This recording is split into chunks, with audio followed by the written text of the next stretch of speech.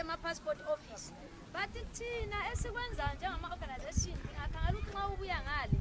akula time yokuthi bakutshela ukuthi khona kuya kusenzakalani. Uyatshelwa nje nxa kuphela ukuthi kufuneka owangomama ngale hamba ubuya la ngomama ngubani elana ngithi thina njengama organization siyakuncedisa kakhulu ngendaba yokuthi khona ubani ukuthi silalela indaba yakho ukuthi umntwana lo wehlulekiswa kuyini ukuthola i-birth certificate angithi bese sikuphathisa indaba yokuthi khona ke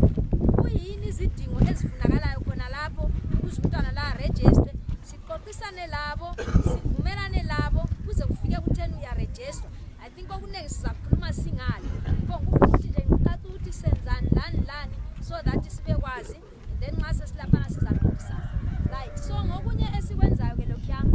okunye okumqoka ukuthi abantu abethu laba ndiyabona ukuthi kade sibona singathi bayona bayenza amacala ngithi njalo labo bayonelwa ngithi so ngendlela enjalo ke Justice for Children siyaphathisana ke kuzo lezi ndaba ezinjalo ukuthi umntwana nxa ewonile kumbe ewonelwe simele emakhoti ngale yakona usebotshiwe nangani usefakwe ejele khona ngale siyahamba siyembona sizwe udaba lakuthi kona luhamba njani bese sisiyamrepresenta futhi ecourt ngale nxa sesiya ecourt angithi